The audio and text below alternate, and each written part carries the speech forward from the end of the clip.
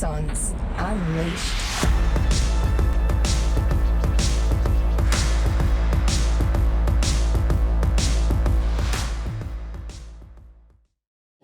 Good morning, everyone. Welcome to another episode of Axons Unleashed. I've got my main man, my right-hand man, my great man, Dan Irwin here with me today.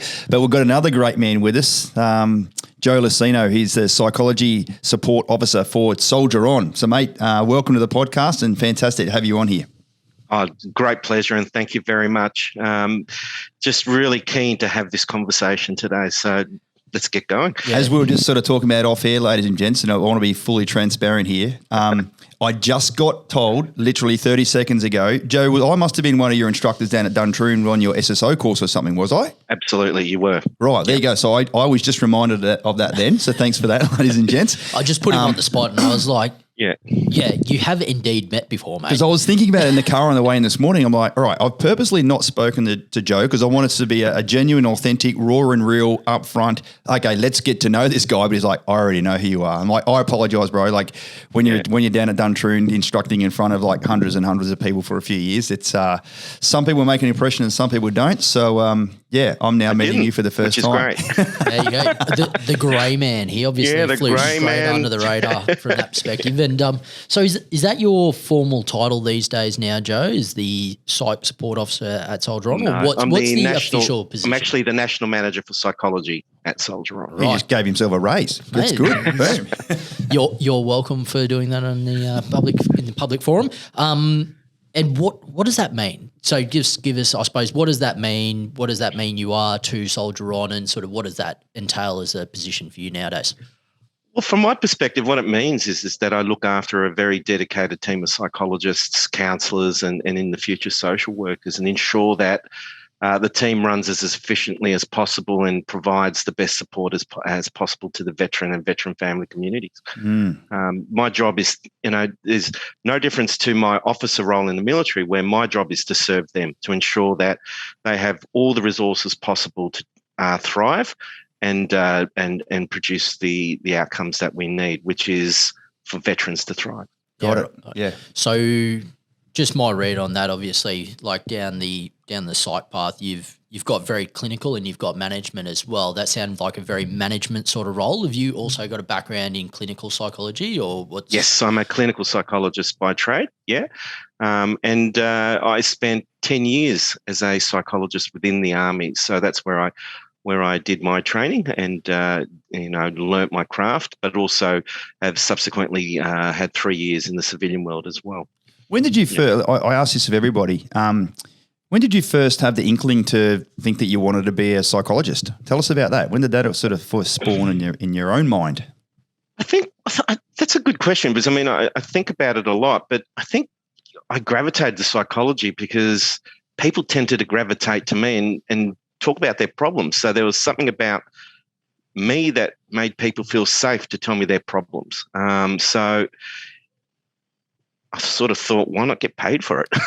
So you didn't find psychology found you.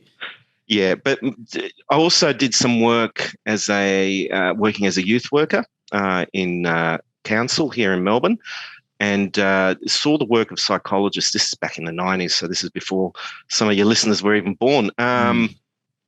So I saw what the psychologists did, and they really fascinated me. It was just that being really close to the person and having that opportunity to assist and go with the journey and transform lives with people. So that sort of cemented it for me. And then how did that then transition into like, I want to now go do this in the military space? Well, that's the thing, is that I've got about 200 years worth of service in my family. Wow. So my father served, his father served, and we've got, people who have served in both great wars. So the military was just really part of my life Always world. Going to happen. Yep. And the fact that I got into the military so late was, something that was playing on my mind. So I went in my mid-30s, which is not always ideal. You're always seen as the old man within the military context, but I just didn't feel that there was a place for me in the military until I found psychology. Just to get context on that, obviously, as you said, you sort of came through the military family network as well. Like, what did that mean for you growing up? Like, did you do a lot of travel around? Did you get to see a fair bit, or sort of what did your other family members that were close to you? What did they do while they were in the military as well? Well, my father wasn't in the military when I was born. He finished but everywhere you looked around, there was sort of snippets of my father in the military. There were photos. Whenever he talked about his military experience, it was with great fondness. And it was a sense that I hadn't done my rite of passage into adulthood without going through the military. So I'm being really serious here. By 35, I still didn't think I had grown up. You hadn't ticked that box in Dad's eyes. You're like, excuse me, you haven't done your military service. I'm 45 plus a couple. I was going to say, come on, you're being generous. And there I haven't 45. grown up. And I haven't grown up. Don't worry about it. That's fine. So you rocked up at Duntroon and then you bloody ran into me. Jesus, I'm interested genuinely. What were your first impressions of me? Passion. Right. Yep. I've still got that. I didn't absorb much, to tell you the truth, because you were just passionate. You're doing all the military. So if everyone, if you haven't been to Duntroon, there's this big room and it's a stadium type room, and in the middle there's a sort of like a mud map of maneuvers, and in the middle is this guy just pointing out things, and I'm just thinking, this guy's actually quite calming. He's really passionate about his work. His annotations are great. I'm just going to relax here and just fade away. So really, I used your lectures as an opportunity to rest and restore. Well, that's a first. It's just like, you're so passionate about this that I feel like I don't need to. I don't need to. Yeah, that's right. Because if I'm in this shit, right. This guy will be with me. Yeah, I don't need to learn this. This guy, if he's in front of me, he's going to, he knows what he's doing. I actually did a fair bit of work with the psychs that were posted down to Duntroon. So as the leadership instructor, we spoke about leadership, character and ethics, and of course, understanding one's psychology, etc. So that's when I sort of first got into leadership itself. Dan Fortune was down there as a CEO. May or may not have been there when you were there, but he was right into his leadership as well. And I guess it actually flowed into like why I called the business Axon. Like you would have noticed that straight away and went, well, that's interesting, because it's all about mindset. If your axons are firing in the right way per se, and they're carrying that spark between the neurons to fire the body into action, like you're going to be different. And, if you've got that right mindset and you love doing what you're doing, you're going to show an element of passion, and then it's going to rub off on people. That's right. And the way you influence most people, and I wasn't the best exemplar of that because I genuinely used a period to relax, rest and restore, was if you show passion in what you do, you're in a better space to actually influence that space as well. So, yeah, absolutely. Great. So how did you get in contact with SoldierOn then? And I love this. This is the first time on this podcast that we've been able to talk about transition and talk about mental health. I guess the main pillars is all about joining the military, being in the military, separating from the military, maybe being a veteran entrepreneur, how to communicate better with your family or spouse, and certainly obviously we speak about property stuff as well. But this is sort of the first time, Dan, you would agree that we've been able to cover off on this topic. So when you tell us about your own separation from the military, and then certainly the transition into SoldierOn, and then we can sort of backcast and go, how are you now helping people know what goes on to join the military? Because as you sort of said before, you can't talk about separation without talking about joining up, because one transitions from being a civilian into a military person, and then they transition out again.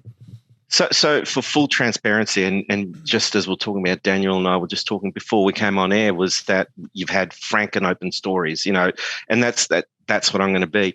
So the reason why I transitioned was that I was in a posting where I just did not, I just could not take another order. It just got to a point where I woke up one morning and said, I can't do it. I can't take another order. Everyone gets to that point, yeah. Yeah, and so as a psychologist, I started applying my own principles and started saying, this is time. Now, I dragged my feet for a few weeks, and that's it. I know a lot of people drag their feet for a few years before they come to that decision. So I'm quite pleased with how I achieved that. But how it looked like was that I started resenting all my leadership. And essentially, they weren't too bad. They weren't the best leadership I had, but they weren't too bad. And they were good people, genuinely good people. But I started not wanting to see them, because they were the hierarchy. They were making me do things I didn't want to do. Yeah, and we're not going to name units or people or anything that from that perspective. But that must have been like, if you just woke up one morning and you're like, that's it, I don't want to speak to you. Like, there must have been some, unbeknownst to you, there must have been some underlying sort of stuff that was going absolutely. on prior to that, right? Yeah. So it was insidious and incremental. So it was a posting where I was removed from my tools because it's just one of those staff postings that we do in the military. So I did very little clinical work, which is my passion. And I was doing a lot of admin and some very demeaning admin, for instance, doing name tags for conferences and stuff like that. Now, I had to do it because no one else would do it. And I understood that there is a chain of command and that even though as an officer, it did fall on me to do that. But I just come back from 2 deployments back to back. And that was my next posting. So it wasn't the best reintegration back into the work environment for me. And so I lasted in that posting for 18 months, but I couldn't do the additional 6 months and wait out for a posting order. So I was hitting around the 10-year mark and thought this is a good time to sort of move on and try something different in the civilian world. It's a very natural sort of transition marker once you hit that 10-year milestone. Like, is there, from a clinical psychology perspective, like, is there any particular reason why 10 years is a good marker or seems like a natural marker for a lot of people? I think it's a psychological marker for people in the military. I think there's also the long-term, the long service leave that kicks in around then. And also there's, that additional medal. I didn't wait to the 10-year mark. I just knew I had to leave. So mine was really 9 years and 3/4. So I didn't actually go for those milestones. So I left without my long service leave. I was literally 3 months away from it and 3 months from getting another medal. Mate, lots of people would have just been like 3 months for 3 months leave. I can probably manage this, right? Yeah. Well, the thing is, I just knew it was my time. And that, if I just would have felt like one of those, those deployment tourists, you're just hanging around, not doing anything meaningful, anything purposefully outside of self-interest. I love the fact that you're the first person to declare people deployment tourists on some of these, on this podcast. I don't think that term has been used first, but first time I've ever heard it. First time occurring. It's those people who came in just for a little jolly into theatre and had a look around and you had to look after them and then they went out 2 days later. I mean, I heard you say a couple of times that and you missed out on another medal. Yeah. Who fucking cares, mate, quite frankly? Like, the only time you put your medals on is once a year on Anzac Day, unless they're, like, displayed in your house somewhere in a big bloody portrait, like a really good mate of mine, JR Medals does. Fucking free plug for you there, champion. But look, who fucking cares about that? Like, if you're done, you're done. Like, you don't need to sell your soul to the devil for any longer, mate. And then if you've got a higher priority of thing, you just turn your back and away you go. Good on you. It's a really great story. Absolutely. Jeez. So then what was next? So you said, I've had jack of this, I'm out. So I went to Cuttable as a MHP, which is through a contract, and it was miserable. I had the worst 6 months of my life. And to be truthful, and this is just to be totally truthful, and I was working within the military hierarchy. So I was working within Joint Health Command, and it gutted me. As a civilian? Yep. Civilian, MHP, mental health practitioner, I'll take it? Yeah, that's right. Okay. Yep, so I was it was soul destroying and soul crushing. Why? I got to see, so when you step out, there's, when we're in the uniform, I almost call it like we're in the, it's almost like being in a monastic, in a monastery where we're the monks, we're the clergy. We walk around in the gowns, right? So the uniform in itself is a separation from what's happening in the civilian world. So the civilians we see the civilians just navigating and crisscrossing between us, but we don't pay much attention to the civilians. And that's, that's a problem. But a reality at the same time. So I'm not going to sugarcoat it. That's what happens. Yeah. So when I moved into the civilian life world, and in a space where I was both once an officer and now I'm a civilian, I'd lost every authority and everything that I had as an officer in that space, and that was also an ability to advocate. So every other day I was being told what to do. And in essence, we're not going to name units. I don't want to talk about processes, but I felt that my work was less about helping and supporting the client than more than just looking after a spreadsheet.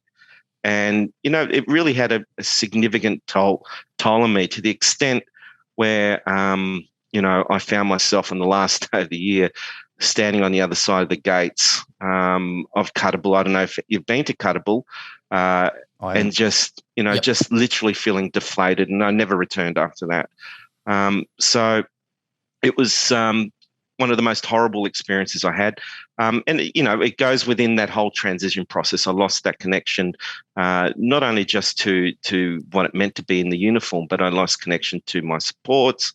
Even though they were there in uniform, I was invisible to them. Yeah, you'd handed back your ID card as a military member, and like the gates just slammed shut behind you, right?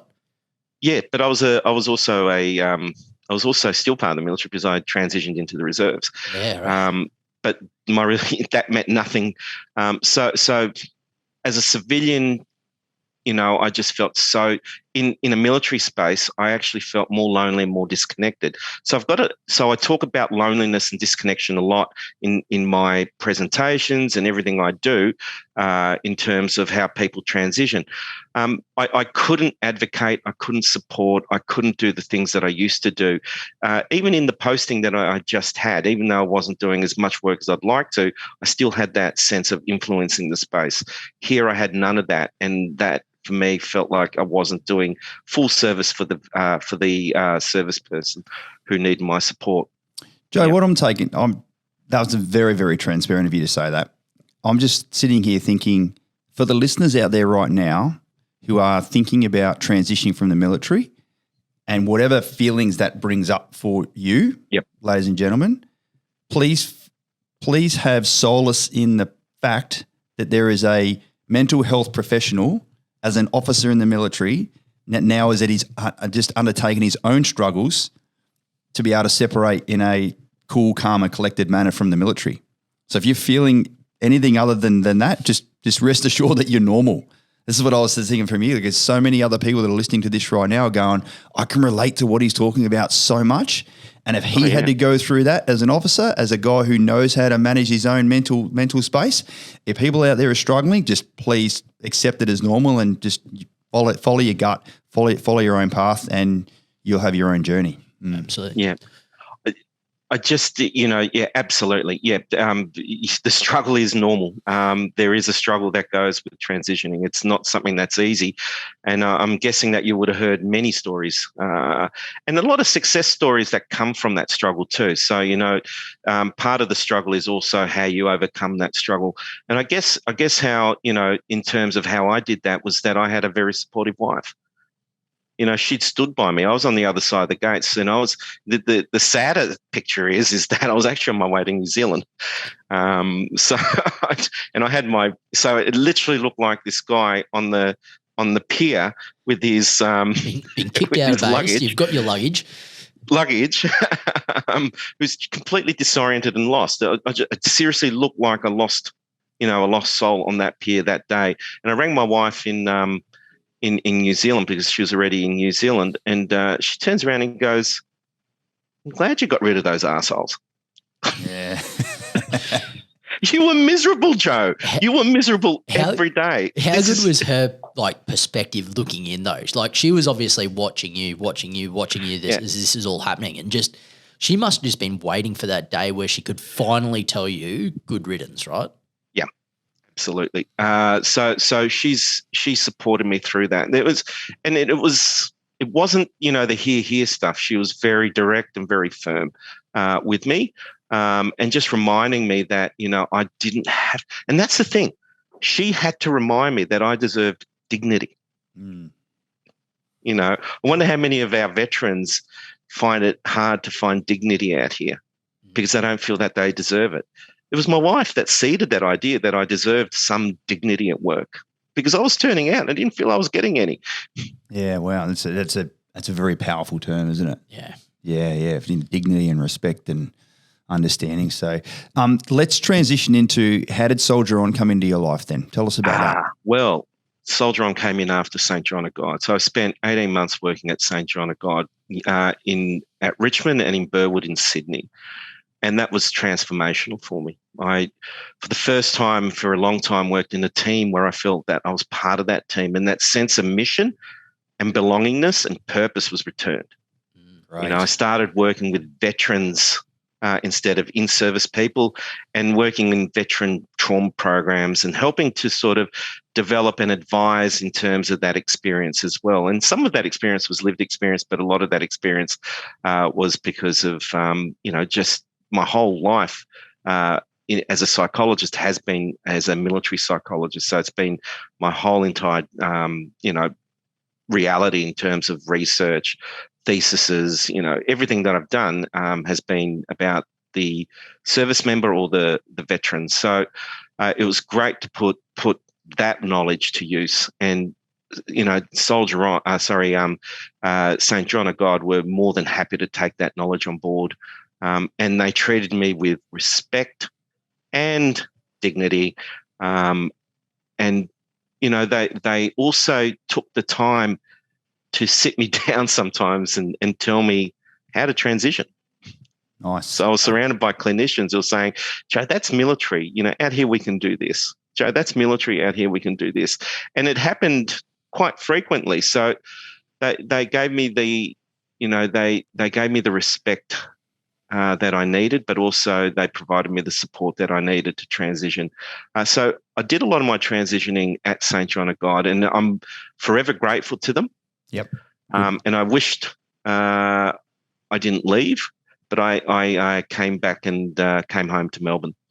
It's a really interesting story, mine included, is that when you have a difficult separation from the military and you go through an adjustment period, a lot of us now gravitate back towards working in an ESO or giving back to the organisation in some way, shape or form as well. Because I thought, right, when you get back from New Zealand, are you going to now just go and work as a civilian psychologist, or are you going to go back and still start working with the veteran community and giving back to it's almost like you're giving back to the organisation that you turned your back on. Does that make sense? It's a weird relationship there that I see as a very, constant trend. Yes. And a lot of it, in terms of, I think, there's scope for me to do a presentation for you guys that you can have.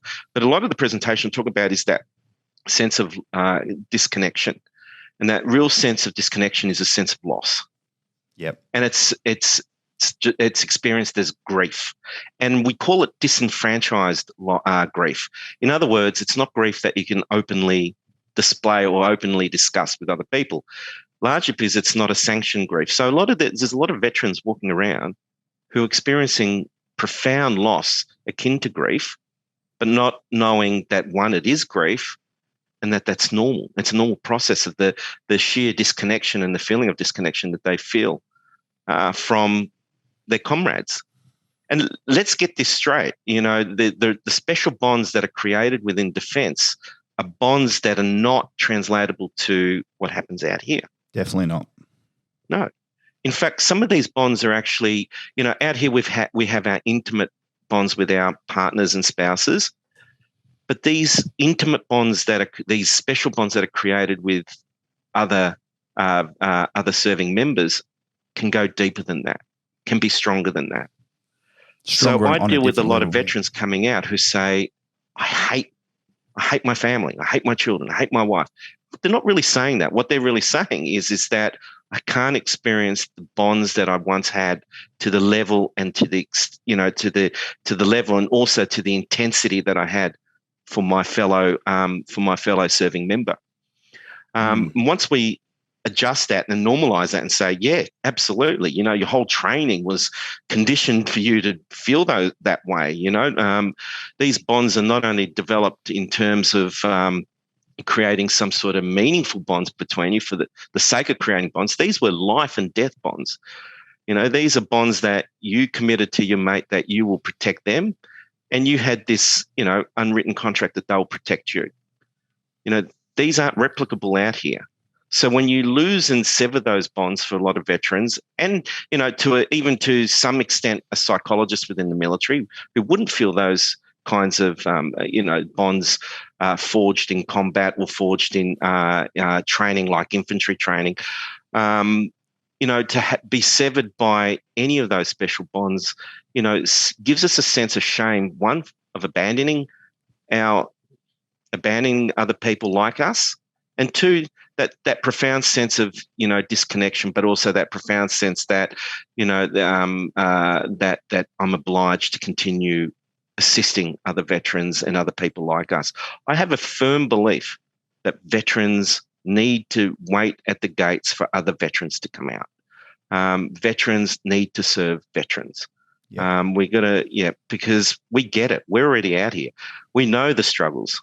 Whereas, try telling a serving member that civilian life is hard. We do it all the time, don't we, Dan? Like as myself, you and Dane, the other property coaches, as soon as someone's at around about that 10-year mark, was an interesting dialogue you guys had before, we're starting to plant that seed already. Even if like, I'm a lifer, we're like bro or lady. Bro or broette. Broette, yeah. Start planning for we've got this little saying, Joe, is like, it's not if you get out, it's when you get out. That's right. Everyone that signed that dotted line that says, here's Mr. Government, there's a check up to and including the price of my life, value of my life. You're going to become a veteran one day, like it or lump it. That's why it pains me to see so much bickering and so much argy-bargy and, dare I say it, a spirit of corps, which was essential in the military to the maintenance of morale, even though you'll stick together when you need to, inside bloody veteran Facebook groups and chats and stuff. I'm like, just fucking let it go. You're not in the military anymore. Like, you don't deserve to classify someone a veteran or not, or whether they're a pogue or not. Like, it doesn't matter. We're all the same. We're all now veterans. So it's an interesting little thread you've got going on there, mate, which is good. And this is why, as a veteran employer, myself and 9 other veterans that work in the business, and another one who starts, next year, and shall there be more to come in the years to come? It's a fantastic place, and it's a great little environment. I've built this environment as much for them, so they've got a soft landing, and everyone's got a place to come to work where they're valued and respected, and they're contributing to something greater than them. But I'm doing it for me as well. Because you can't fucking join at 17 and get out at 41, and respectfully, everyone else here hasn't done 20 plus years. You just don't know what it feels like. Everyone's on their own journey, but it's different. I'm creating this environment around my own little lunchbox here at Axon because that's what I need as well. I couldn't work in a civilian environment. Fuck, who's going to employ me? Like, even Dane, who started here recently, is like, you sure you got out like 8 years ago? I'm like, yeah, man. He goes, doesn't look like it. Still wear your camp pants around on the weekend, mate. No, not anymore. Do you understand what I'm saying, though, Joe? Yeah, well, time's irrelevant. So you can be 20 years out and still suffering still caught up within that military mind. I've seen people up to 30, 40 years. I've seen the Vietnam veterans who are still in that military mind.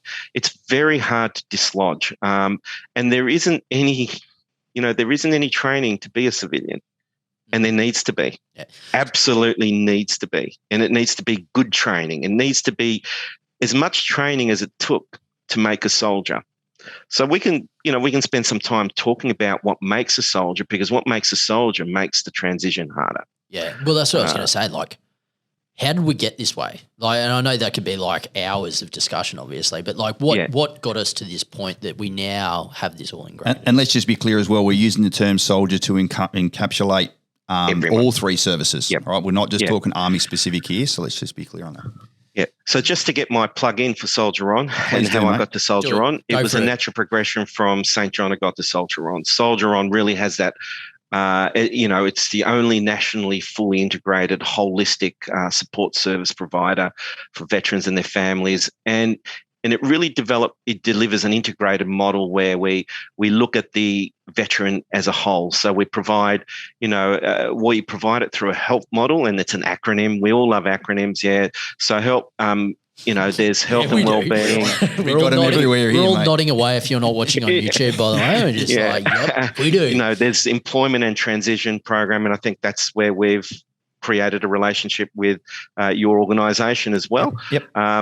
There's learning through education and vocational training, and then the P is the participation in social connection and activity programs. I think that we provide a wraparound care for the veteran, and we're an organisation that was designed for veterans. So it was a veteran who looked at their own, who looked at his own situation and looked at his buddy's situation and said, "This is the kind of ESO we need out in this space."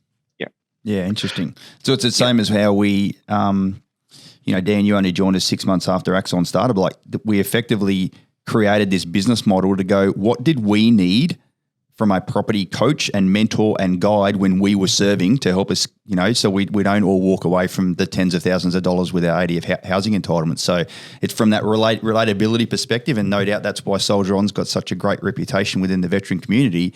You've built a business model around what do these people need, not do what's going to be best for us. It's like what can we provide the community in the name of serving, as you mentioned right at the very start. Absolutely. And just like you said as well, in essence, it's put me back to work. It really has given me that sense of purpose, belonging, and it's given me a sense of mission again. It really has, reinvigorated my contribution. We all want to contribute something. That's why we join the military. And when we walk out, we still have that sense of contribution, and for many of us, we feel like it's flailing, because I want to talk about the world we're transitioning into too, because we always talk about, the struggle of transitioning, but what are we transitioning into? So let's not think that the civilian world is normal and the norm. Yeah.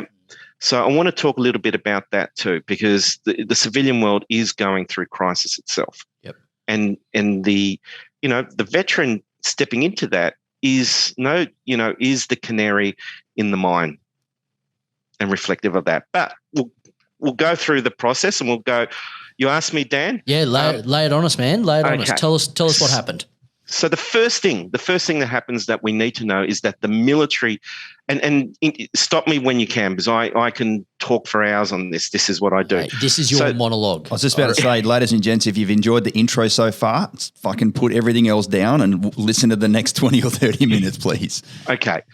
So the military prepares, all of us and the people that enter it for life-threatening situations. And they have a mandate to execute violence to protect the civilian body. And at its most fundamental level, military training produces disciplined bodies. Yep. And they're capable of carrying out military labour and waging war on an enemy, essentially to kill another human being. Okay. Yep. And we need to understand, we know that, you know this as an instructor, that the military is one of the most effective training and education systems that we have in Australia. Very. And it takes people, and think about how great it is. It takes people from disparate backgrounds and transforms them into an effective unified force. Well, it breaks them down and then builds them back up again. That's the whole shaving your head at Kapuka thing. And, having gone through there as a 17-year-old and then going back there as an instructor, I saw plenty of it. It was great. Yep. And the whole idea is to radically arrest, and that means to sort of halt as much as possible the normal developmental, psychological, social, and emotional, and even biological, philosophical, because they give you a set of ethics and values as well, development. And so the young age of the person is really important, because the person's already caught up in a structure, in a hierarchy, yeah? They've just come out of school. So at that age, they're more vulnerable, or more amenable to really taking on board the necessary enculturation that occurs, where you have this exaggerated and overdeveloped hierarchical thinking. They're more inclined to be amenable to provide automatic and unthinking responses to command, because they're already caught up in that period in their life. So respect for authority will come pretty quickly for these guys at that age. They're at a very susceptible age. So bringing in people at that age is really important. Loving this so far. This is like, Yeah. I'm starting getting goosebumps listening to this, mate. I had a little wry grin on my face because I'm like, yes, they did that. Yes, they did that. Same yes, here. you do have that. Interesting. Interesting you say that. Everyone listening to this should be nodding their head as well, going, he is so fucking right. You know, Daniel, you're listening in the background going, holy shit, this is cool. Keep going, Joe. Well, when a recruit goes into the training, they're not only entering a process to redefine and strengthen their bodies, ready to, they're also they're ready to redefine their minds, their worldview, and to be part of the military. That is, it really is an enculturation that takes all facets of the person and pulls it apart for the military ends. So we need to sort of think that a recruit's previous sense of personal identity, all their connective ties are severed during training. So we're looking at during the ab initio training, so they can reinforce their cohesion to the unit and their new military environment. And it happens in the absence of the outside world. Give away your mobile phone. No one else That's is right. allowed to involve themselves in this. This is, it absolutely is an encapsulated, closed environment. Yeah. You're completely away from the purview of everything that you've known and the influence of everything that you've known. And it really is important because it is part of that indoctrinization process. And I mean indoctrinization in a positive sense. Yeah. Because you're able to sort of go into the military processes more completely and effectively that way. Yeah. I think I'm not sure if you've seen it, but I worked at Kapuka. Within the first 10 seconds of those doors opening at Kapuka, and I'm not revealing any secrets here. I've told the whole story, mate. I was there bawling my bloody eyes out after about 2 weeks, calling back to my mum. But yeah, what did you experience? Well, I saw it as a psychologist and thought it was, and I saw it across all three ab initio trainings. That initial shock when the warrant officer sees a guy on the bus with his bag in the right hand or left hand and says, that's the wrong hand, and sends, they start shouting at you. And I mean shouting at you. That is as close to fog of war you'll get. That resets and repatterns your life world. Everything changes from that moment. Yeah. Now, the problem is, and I'll get back to it another time, but I do want to make a mention because there's a lot of people who have not made it through training. Yeah. If you haven't made it through training, then you haven't finished the game. You get what I'm saying? Yeah. In other words, you don't learn the rules to the game. So all that's left within you, and you've only got one nervous system, all that's left within you is the shouting, and that shouting could be seen as abuse, and it can have some very profound effects for a very long time. Yep.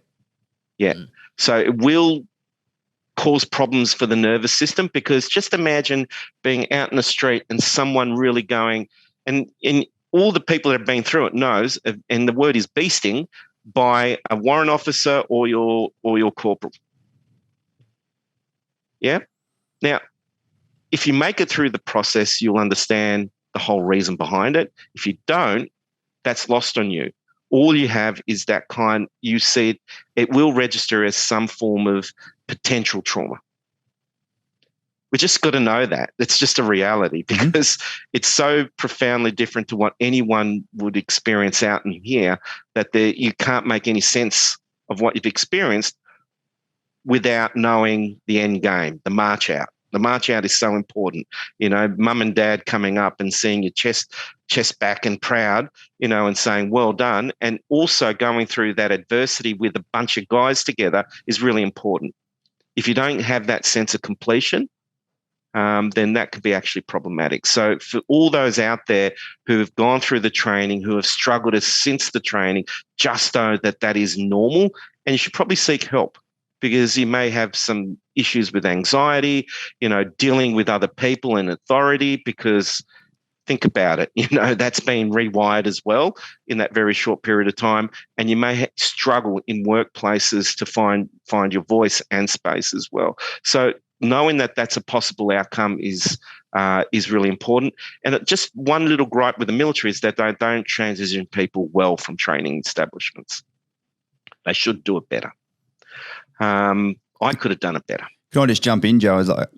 When I went back to Kapuka, they had like the wing system back then. I did my first 6 or 8 months as a drill instructor, and then my last few months as a field instructor. Whilst I did my sub 1 for sergeant down there. And part of the reason why they do a drill passing out parade is sure that the male or female recruit goes out there and stands out there with their chest out and their head held high, but they're also demonstrating that instinctive obedience that they've learned. Yes.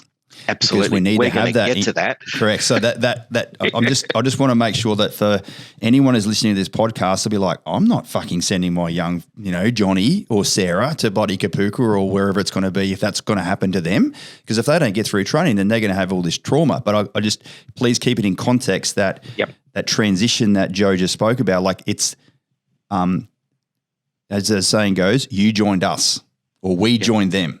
You are going to join the military. You are voluntarily going in there to recondition your brain and your physiological reason for to potentially have lethal effects on someone else, to protect someone else or whatever it's going to be. So it all has a purpose.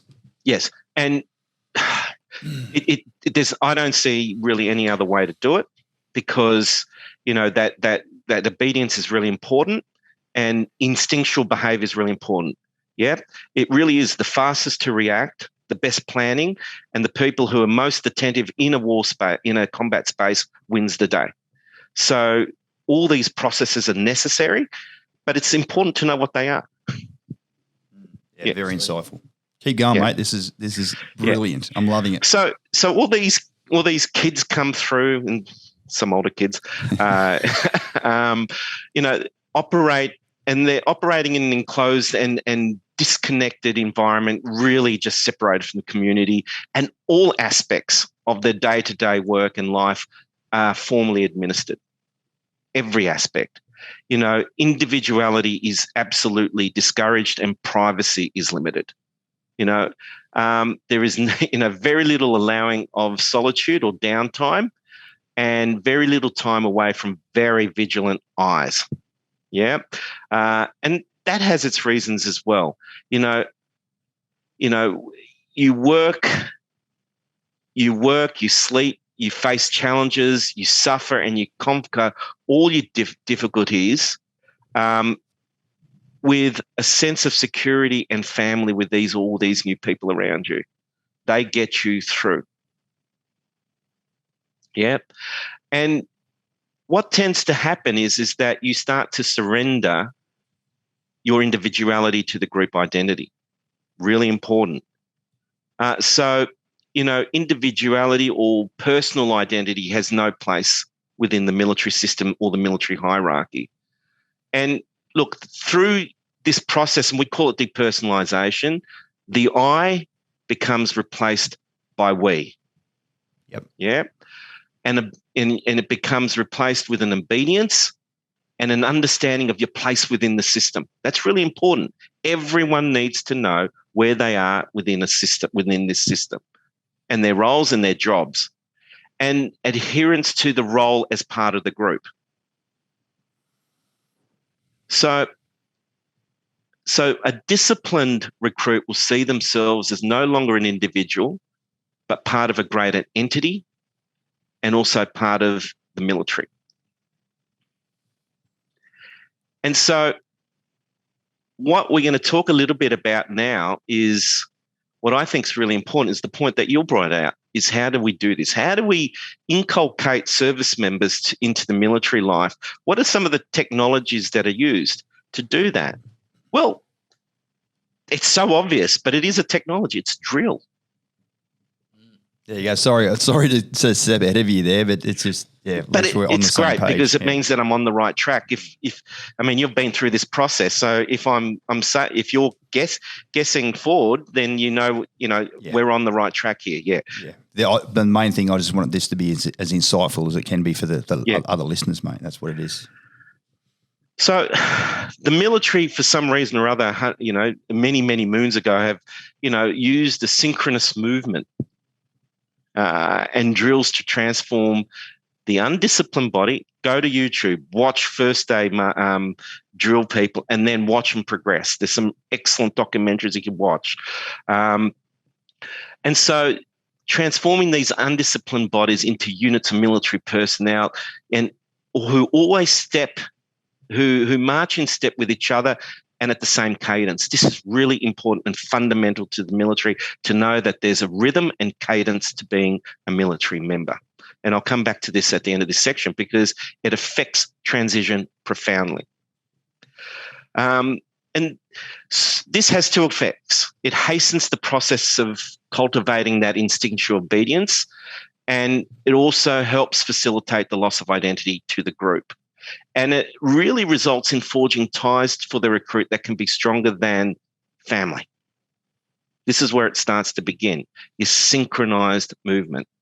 And, I do a lot of work around transitioning people out through synchronized movement as well. So if it's synchronized movement that transitions you in, think about it. It's stored in your muscle and bone, yeah? So to transition out, there might need to be some synchronized movement with people out here, and I have sent people to do tango classes with their wives instead of going to see a counsellor, and it's worked. Wow, that's interesting. Yeah. So that's something we can talk about at another time, but it really works because think about tango and think about drill, So, yeah. Not that I advocate it for everyone, but it tends to work with the people that we've selected to do that. And I was just trying to think of Daniel doing the tango, but it didn't come up. Yeah, I was like, I don't think I can move my hips like that. Or anyone wants to see that, by the way. Well, psychologically, what happens here is that there's a sense of empowerment through joint action, and we have a name for it. It's called we agency. And we agency is produced through another term that we've come up with, muscular bonding. And that means that we move in unison and we become more, and our research has clearly demonstrated when we move in unison, we become more willing and able to give all to a collective aim. And so you can see how smart it has been that the military have co-opted this to shore up soldiers, the solidarity and also commitment to each other, but the commitment to go into battle together. And not only synchronized movement, but synchronized in purpose as well. Drill enforces that. And the thing is that we need to know is that the cadence is replicated everywhere in the military's life's member. Everywhere the military person goes, that cadence goes as well. And when you leave the military, the rhythm of civilian life can feel unsafe and can also reinforce a sense of lost purpose or the loss of sense of purpose. So let's think about that because that's really important because all of a sudden, you walk around your whole military career with a certain rhythm and cadence. It's everywhere. It's insidious. You go on a base, everyone's in step. No matter where you are, overseas, on bases, everyone's in step. Yeah? Now, I always evoke, some of these transition classes that I run, I always evoke this image of, we've just gone through here. We've just looked at the what happens in there. You've said that we get shaven. We need to sort of carry. There's a certain carriage that we have to have, a certain deportment in terms of how our dress is.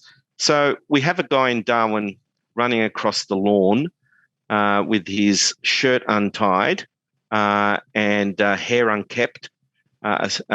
Shirt undone, buttons undone. And he's running across the lawns there in front of the HQ in Darwin. Okay? Like an RSM's dream. Yeah, I was going to say, where's the RSM? Well, I pose that question to the civilians in the room, right? And I pose that question to the military person. What do you think the answers are? Dude's going for a run, chasing his dog. Yeah, he's late. He's taking a shortcut. What's the military person say? Get off the lawn. What the fuck are you doing? So think about that stepping out. So we think we understand the civilian world because during our military service, we go out, we go shopping, we come home, we live in that world on the patches or, in the community, but we don't inhabit that world. That's key. We don't inhabit that world until we do in transition. So for us, the outside world is the other world. Our reality is the world that we are living in the military world, the synced world, the world that has its own rhythm and its own synchronization. Yeah. So when you're on a base, yeah, you can literally pick someone out by the way they move. They stand out. And do you want to be that person? You were never that person, mate. RT didn't remember you. Remember, you're the grey man. You want to be the grey man when you're on a base, don't you?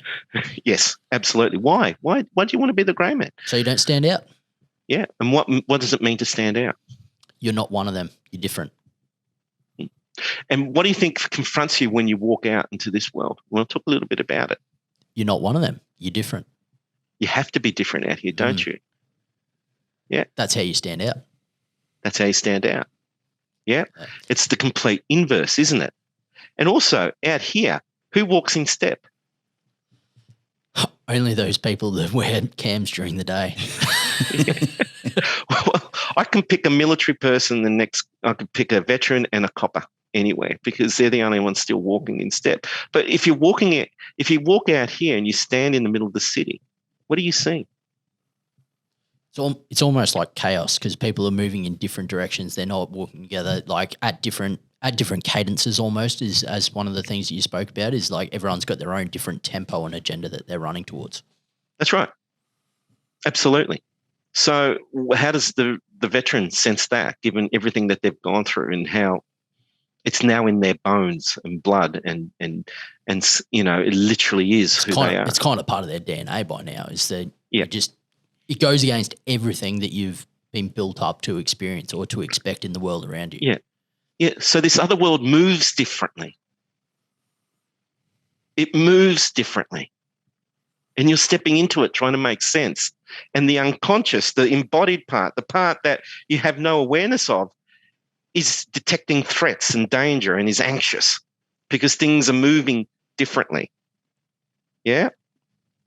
And you got to remember, you train and train and train to detect an enemy that doesn't want to be found. So you train to look for things that move differently, at a distance, at depth. Yeah. I did learn that from you, by the way. Wasn't always asleep. Why things are relaxing. seen. I go through it with Tamara all the time. She goes, can you say that at that? The reason why you saw that, it just moved. Movement is the number one thing why things are seen. Yeah. So whilst we can move, you know, on bases reliably move at a certain cadence, yeah, right? Out in the civilian world, what are we seeing? Yeah, just kind of chaos. Chaos. Yeah. Yeah. And because we're still scanning the environment, how many veterans do you think could get themselves in trouble? Because they're the ones picking out everything that stands out. Because they're still hypervigilant. Yeah. Hypervigilance is trained in. I thought you were going to say something. No. I'm just absorbing my thought then was like, fuck, why is it taking me 8.5 years to hear this? I should have heard this years ago. I think, and ladies and gents, it's making me feel better. Yeah. If you're anything like me and you sit there when you're listening to podcasts and your mind goes down little rabbit holes of memories and thinking about things that have happened previous in your life and you're like, you have these light bulb moments and you go, oh shit, that was why. Oh shit, that's the reason why I did this and that's the reason why I felt that way and that's the reason that at this point in time I was like that. Like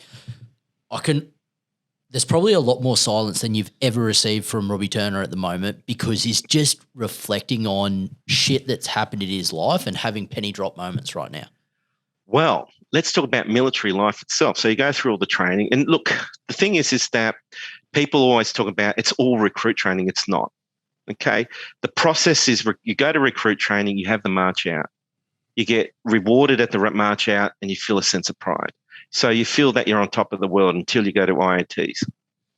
And then at IATs, you go through the process again, and then you become skilled at your work and you think you're at the top of the pile until you go into the first unit. And you're always entering at the bottom. Then you're back into little fish, big pond again. Yep. That's right. So our identities don't form for at least 4 years. Yeah, it takes a long time to inculcate into the military system and be part of the military system. I think, would you agree, Joel, that might it might depend on what unit you go to and what service Yes. you're in and what corps you're in, etc. 100%. Yeah, there's no doubt about it that not everywhere is 4 years. Like I'll just leave it at that. No, it's absolutely true. Yep. But you can see how it takes time to acculturate and to feel part, feel that you've got some sort of mastery in terms of your skills and also where you sit. And that's really important because what we know from our research is that people who leave before 4 years are most vulnerable at transition as well. It's counterintuitive, but there's a sense that they don't have any, they haven't fully developed their identity within the military, so they don't have a strong footing there, but also don't have a strong identity outside in the civilian world, so that can be quite jarring as well. I just thought I'd put that in there just to let people know. I did think that was counterintuitive when you just said that. Yeah, it's just that smaller period of time. And I suppose it also sort of gives credence to that sort of imp. So the initial minimum period of service needs to be a certain portion of time to allow that safety net as well, which probably isn't spoken about very much at all. People are sitting there going, oh, well, you bastards, you're keeping me in because of your own selfish interest that I need to complete my Rosso, right? But there's probably certain elements of duty of care that almost come with that as well if you're sort of doing things by halves. Yeah, I don't want to get involved with how the military think. It's I'm not trying to assume I know that either. Yeah, there's but all this is important because we need to know what develops. Again, it really is important that people feel the sense of pride as they go through. Remember, I mean, if you do infantry training, that is really hard work. Most of it is about dealing with discomfort. But more than discomfort, at times quite a lot of pain, and learning to soldier on through that. That has its, so there needs to be a sense of reward at each level, that each accumulation of a skill set. So going through the initial training is important that we get rewarded at that juncture, and we have everyone come along and pat us on the back. That's a very strong reinforcement. And also at the end of our IATs as well, we get that very strong reinforcement, but also that sense of progression. And the key thing here is, and let's be straight, within the military, it's progression away from the civilian who's seen as lesser than. Yeah, let's be real about that. When I had the opportunity to work in some joint headquarters, and Dan, you'll be able to clarify this as well.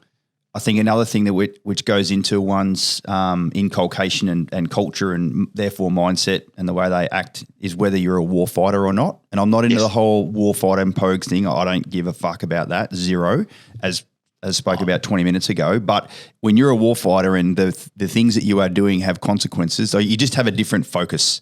When you go into in my experience anyway, when I went into big joint headquarters, you could see people that were war fighters and people that were not. And don't get me wrong, I met some loggies and I met some other people that support war fighters that loved their fucking job. But at the end of the day, they still had a slightly different mindset, and it was just slightly different. Yeah, absolutely. Yeah, and I mean, I think one of the things that you were speaking about there, Joe, is you get your reward at the end of a course, right? When the infantry guys go and they finish their time at Singo and they formally have their skippy badge, and it's like, hey man, you're now qualified. You are a rifleman. It's like, you're right. I am a fucking rifleman. Look at me. Like it is. It's a very, very proud moment. And obviously the commandos have their own presentation ceremonies and things like that. That really do. They go, okay, you're not just getting your reward, you're also getting accepted into another community as well. That's right. And that's what's really important. So with each increment, the closer you're getting to that sense of being within that community, those relationships are really important. Those really special bonds, those bonds forged in, you have my back, I have your back. Yeah. This is how they're forged. We've been through this. We've gone through this together. That's right. We've been in the trenches, metaphorically or truly in the trenches together, and just like literally through some training. Absolutely, yeah. It's like a pilot. It's like a boat driver. It's like a missile number working with something. Like if you are working with dangerous stuff and you're in that warfighter mentality, you just train differently as opposed to doing some other stuff. So it is what it is. That's right. Absolutely. And so that's really important to know, because it is a conveyor belt. There is a conveyance that goes with this. Yeah. And it's really important that military people meet their milestones. Because what happens when they don't? They get backclassed. And you lose your group that you're going through the process with effectively by doing that. And you have to reform that new network in the next cohort behind and so on and so forth. So cohorts are really important to go through. Yeah. And you're literally your numbers against the cohort too. So in essence, if you find yourself, pulled back for any reason, injury, even back class because of poor performance, that has, a cascading effect for the rest of your career and puts you out of sync for the rest of your career as well. So it really is important that, there's that sense of conveyance in your military career. The military really promote this sense of conveyance too. Yeah. Well, we had a great conversation with Mick just a couple of episodes ago, ladies and gents, if you haven't caught it. But he spoke about the camaraderie and the cohort that he had from his time at RMC and basically said, look, from my cohort and the people that I've worked with and that are part of my team over that period of time, I can go anywhere in Australia and I will have a bed and I know that they will have my back effectively. And that's after him being out of the military for many, many years now. And obviously Mick's got a very, very strong affiliation with SoldierOn as well. So go back and listen into that episode. But at the end of the day, that cohort or that group of people that you actually spend all that time with, they're still there for you when you get out because they still understand who you were when you were in. So it's from an individual perspective, I suppose you don't really ever lose that cohort, right? No, you don't. And these are the special bonds that we're talking about, bonds that partners don't get, bonds that people out here don't get. It's just, and I'll come to that because that's really important. Yeah, absolutely. And it is the cohort. So that cohort effect's really important as well. And when we lose sight of that cohort, it can be, again, it can cause us quite a lot of distress within the military system. So it really is important that we, know that, the military is a conveyance. There's milestones that we need to achieve. If those milestones aren't achieved, we start seeing people really struggling. You start seeing their interpersonal skills drop, their functioning within the military drop. That's a possibility. It doesn't happen all the time. We see that, relationships with their partners also becoming a little bit more fractured. And so there needs to be a lot more work done about those people who are just moved out of their cohort and out of sync as well within the military, I think. And it may help reduce the incidence of things like moral injury, which is a conversation for another time, reduce the incidence of, mental health problems that are stemming from non-combat roles as well. Absolutely. Yeah. Okay. So this is interesting so far. And then what do you do with this?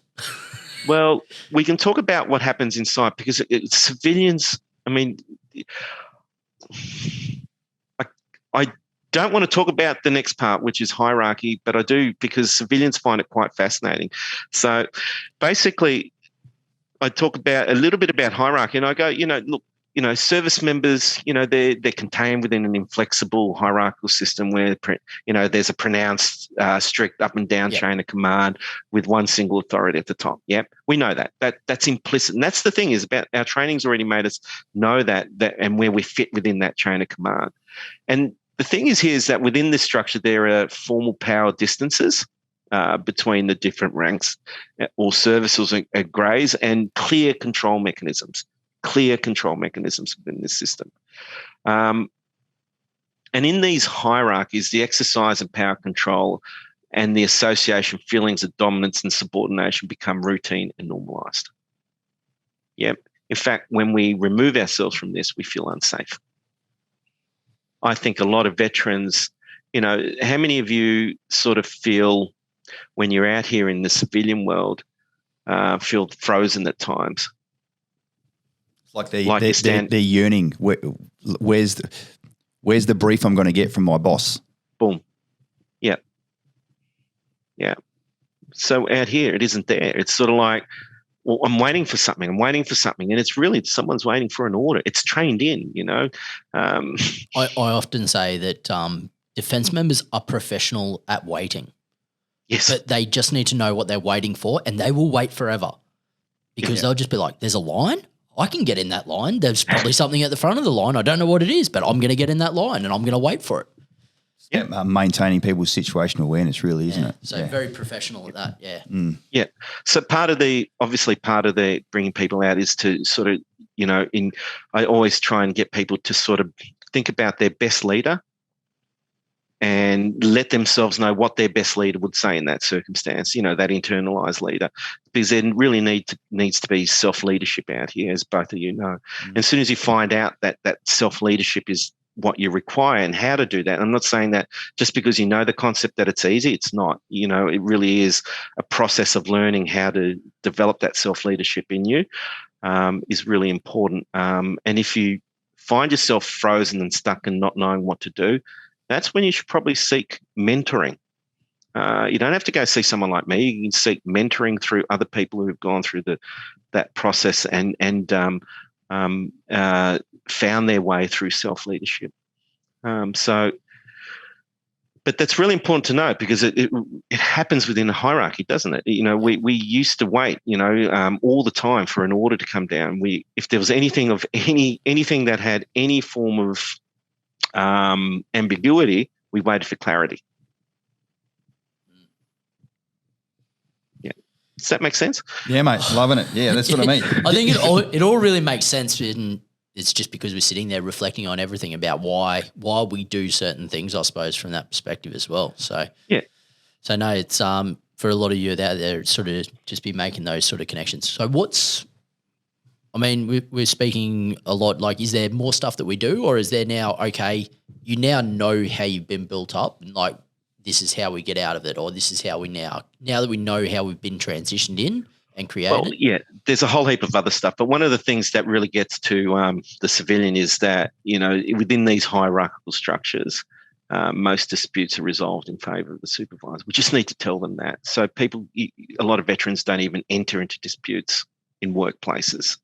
So they'll harbour things. And in this structure, a subordinate member does not have the right to withdraw their labour and has a very limited ability to engage in any form of industrial action with disciplinary codes that force the member to obey.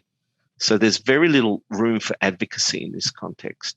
So we need to know that that happens to veterans within the work. So when they step out of the workplace, they're disinclined to say no. They're the ones that work the hardest because they don't know how to say or advocate for themselves. Yeah. So sometimes, in these veteran community and these veteran organisations, we need to sort of have a sense of what are your rights within this organisation? What's the processes of getting your complaints and disputes? Because we find that, and I'm finding that working with veterans a lot, is that I tend to get them because they've exploded. But again, like you said before, when you asked me the question, there are obviously things that happened before that.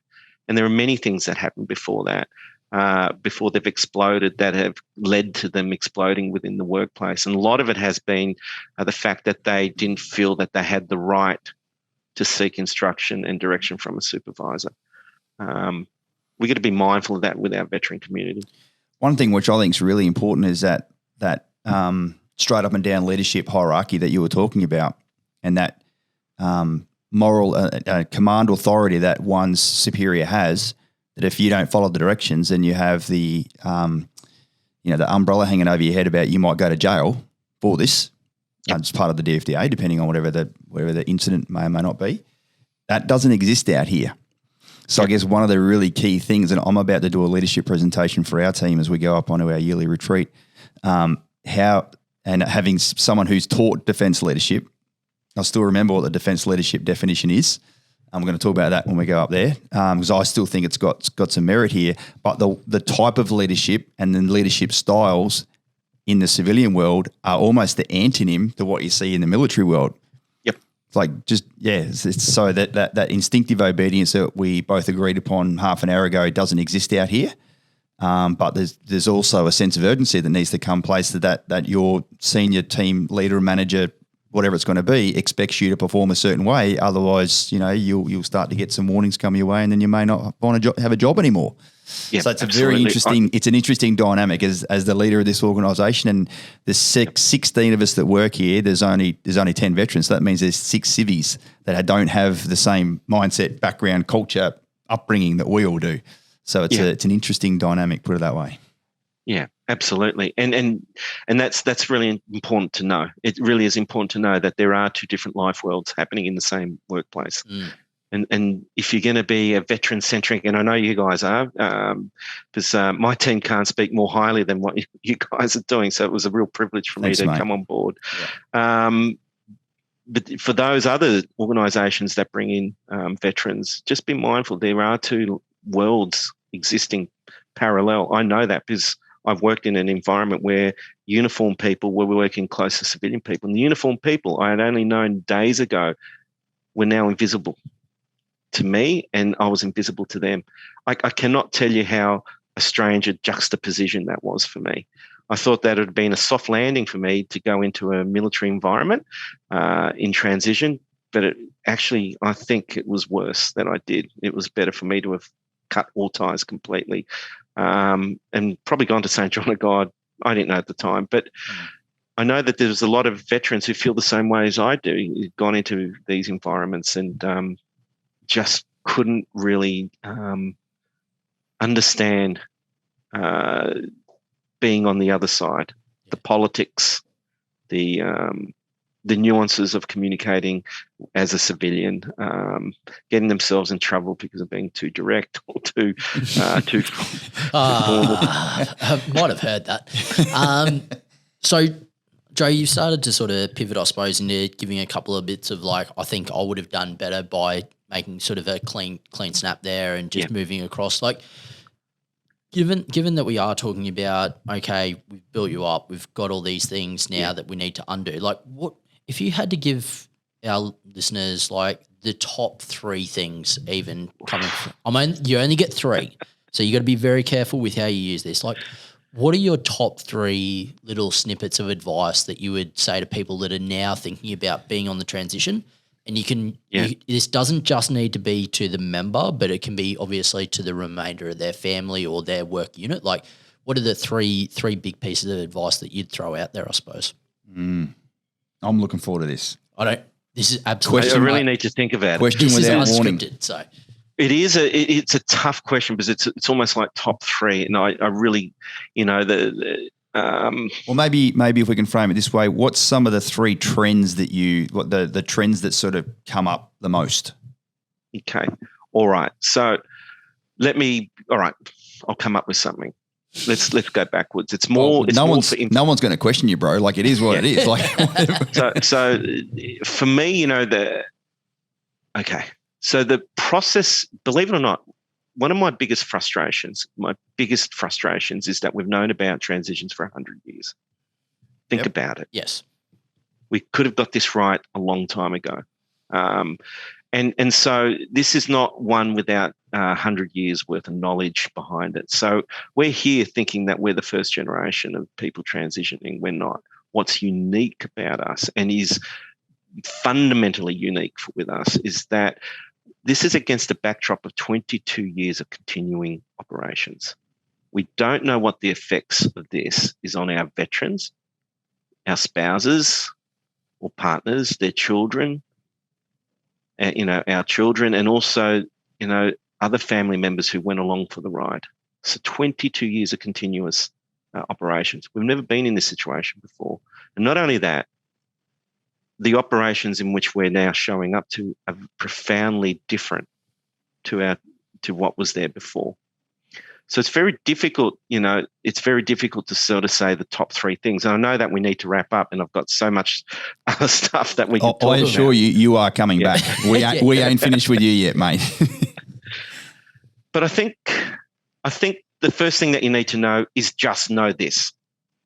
There is a reverse culture shock that occurs. So the first thing is insight, that what you're feeling is normal. And you need to know that most veterans find even veterans who've left as clean skins and haven't left with medical injuries, which is a whole another category of problem. Yep. that I can spend hours with. So, but people will find unexpected difficulties out here in this transition process. Yeah, you are transitioning to another world. It's not one that you are trained for. And I'll give you an example. If you can imagine this, you are trained for a pathogenic environment. In other words, a hazardous and dangerous environment where there is most likely the potential for loss of life, even your life. That's what you're trained for. So you need alert, tense, and obedient and disciplined bodies to go into that space. That's what the military person is trained for. The civilian is trained for autonomy and traversing this world with a sense of strong self. And they need to walk this world in harmony with other people, so they need soft bodies, relaxed bodies. Calm. So they navigate the system with soft bodies and they don't pay attention. They're literally in a digital haze and dissociation. And that's okay out here. When a hard body meets a soft body, the hard body is contagious. You do have effects on people. These effects are largely unconscious. Yeah. So if you feel people are looking at you, they are. And that's because you're carrying a hard body in a soft environment. I hope that makes sense. Yeah, it totally does. Yeah. And that's okay. Don't get me wrong, the hard bodies soften over time. Yes. I know you're talking metaphorically. Hey, when there's no one doing PT in the morning, then you know. Yeah. Hey, look, I've got the distinction of turning a 6-pack into a 1-pack in a year. So lovely. It's good. Keep going, mate. What's your next one? So just know that happens and that's okay. Just go about your business as you would, you know. So people are looking because your body is contagious and triggering, but the attention span is that. Okay. They will resume as soon as you pass. So you create your own wave, but as soon as you pass by, they're back to normal. And the reason why that's important is because a lot of veterans meet other veterans. Oh, Two hard bodies meeting each other, and they end up in. I always get them ending up in fisticuffs. Yeah, does that make sense? Argy-bargy, yep. Yeah, because now they've picked another veteran as a threat. So just know that you're going to come out with unexpected difficulties, and that you're made for different purposes, and that the civilian world is about finding the self. The second part is to stay connected with other veterans. Find yourself a mentor. I really believe that veterans should look after veterans, because only veterans have gone through what they've gone through. That doesn't. Now, let me be clear. Most of the psychologists that work at SoldierOn aren't veterans, and that's okay. They are brilliant workers, and they understand the veteran, and you don't need your professional help to understand implicitly, embody the veteran experience. What they need to be is veteran-centric. They need to understand the veteran plight. That's completely different. But for all these other things, veterans need other veterans. Yep. Especially veterans who are more progressed. And it has two effects. It helps the veteran transitioning immediately in that transition space, and helps the veteran who's moving forward to still have that sense of purpose, belonging, and that sense of that sense of identity still intact. But it also gives you a sense of how far you've moved as well in this terrain, in the civilian space. And that's really important, because these movements are really important. Remember, transitioning in the military is all about, hitting your milestones as you go through. That's right. So you can see your own milestones out here. Yeah. Last one. This is going to be a biggie. I don't know.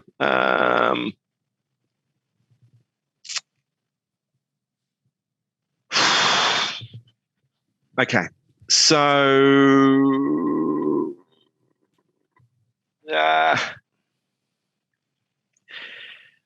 Whilst you're trying to come up with one, that you don't know what you don't know. You don't know what you don't know. Like what you're talking about then, I've had heaps of conversations with people that found out that I did half my career as an OR and then half my career as an officer, even though and I sort of use the Duntroon term, even though there's an internal rank structure at Duntroon and you can march out of there as a colour sergeant or whatever, you still don't truly know what it's like to be a digger, a junior NCO and a senior NCO. So you using that sort of thing there about the other amazing psychologists at SoldierOn, just because they didn't wear a uniform doesn't mean they don't know what they're doing. They just don't know. They just can't connect at that at that pathological level, at that embodied level, and that and sometimes that can, it's almost likened to sometimes you need someone, and I really mean this, you need someone who hasn't been in the quicksand with you, because what can essentially happen is both of you can get stuck. That's right. Yeah. Let me put it forward to you, buddy. Let me try and put some words in your mouth, because I don't want to be here struggling. I've got one more. You go, and then I'll maybe close it off with this. All right. Your experiences with mental health. I'm a psychologist, so I'm going to be frank. Yeah. Your experiences with mental health within the military may have been adverse. Okay.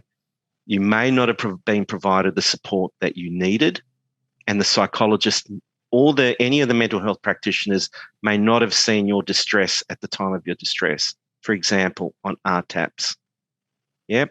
Or on any other form of screening that you did. And all the member was hiding it because they didn't want to be put into that category. That's right. And that knowing that is also part of the process to not show any visible form of what you perceive to be weakness, not what really is weak and what is not, but what you perceive to be weakness. Now, if you could have masked your physical injury, you would have. Yeah. So guilty. And lots of everyone else. So we're not only talking about masking yet. We're not only talking about masking psychological injuries, we're also masking all types of injuries. You're going to be gaslit by the processes that you go when you're looking for compensation, saying that you should have brought this up earlier. That's bullshit. Okay? The whole thing about the military is about that masking, and I want to talk about it another time. So you always come too late to resolving those injuries.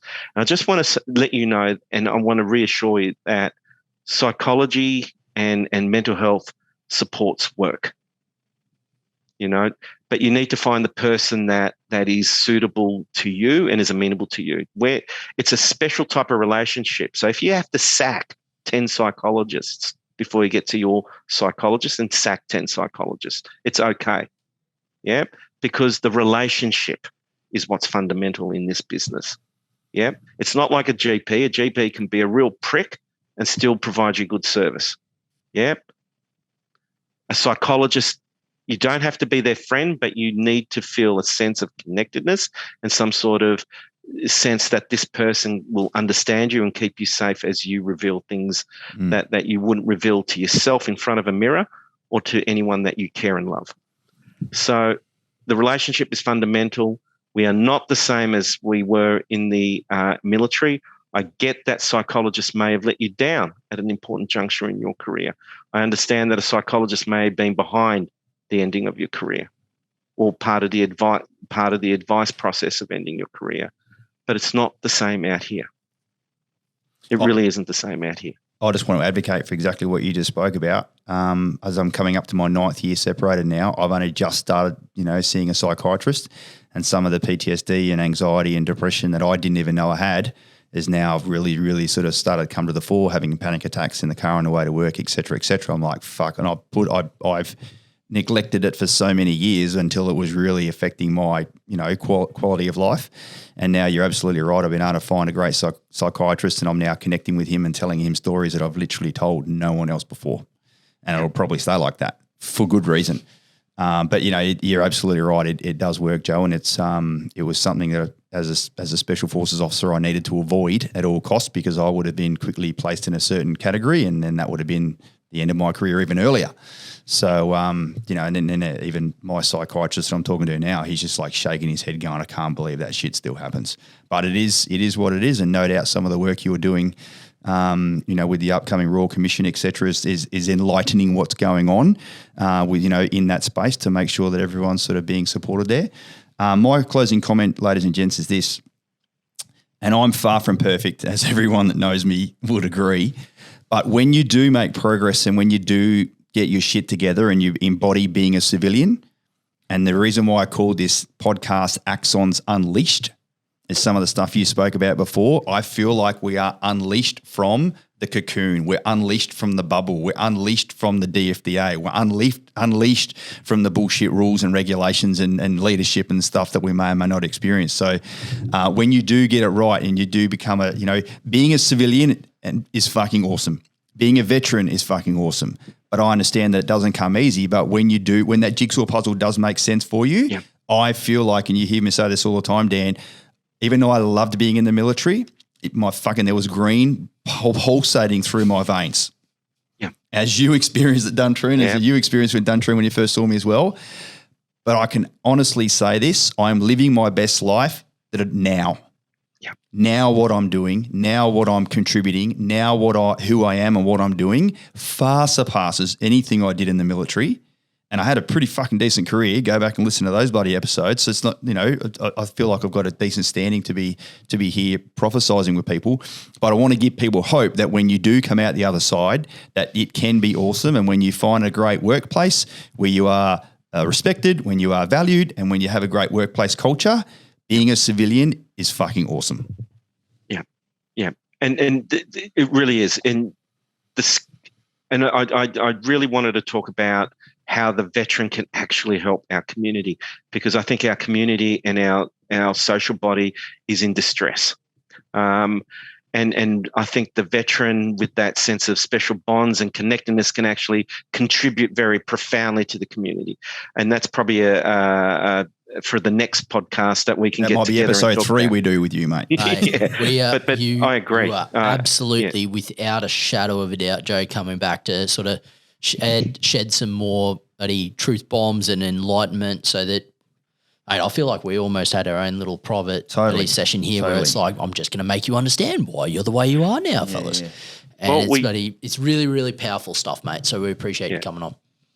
Well, it's been a pleasure. But we've talking about one transition, that's transitioning in. We'll talk about transitioning out at another time. But you can also see how transitioning in affects how we transition out. I think you've covered, from my personal experience, you've covered heaps of stuff, which has enabled me to understand why the way I am. Mate, Daniel, we're absolutely getting Joe to come and join us again. If you're still listening to this part of the podcast, thank you so much for sort of being on here, and those that are listening on and watching on YouTube, do yourself a favor and share this straight away. All the other podcasts that you have listened to, like we've done a fair few now, not like Joe Rogan sort of fair few, but we're getting there. This has by far been the most insightful. It's been the most educational. You've heard the least from me along the way as I was sitting there listening and reflecting and sort of going through it all, Joe. So you've certainly had my captive audience and attention here. Please share this, pass this, comment, whatever else. I don't give a fuck whether you give it a 5 stars or not. I'm not asking for that. I'm asking for the message to be distributed amongst your friends and circle. Do the righty, show some mateship, get all the stuff that you've heard now under your belts, and sort of pass it on to your friends. But most importantly, keep following us and keep listening and keep watching, because Joe, when you are on again, brother, you watch how many more people will be like screaming out for episode 2, episode 3, and episode 4 of how much Joe Losinno can bring to the defence community. Thank you so much for being here with us, mate. No Thanks problem. very much, An mate. absolute pleasure. Appreciate Thanks. it. Thanks, buddy. See you, buddy. Bye. Thank you.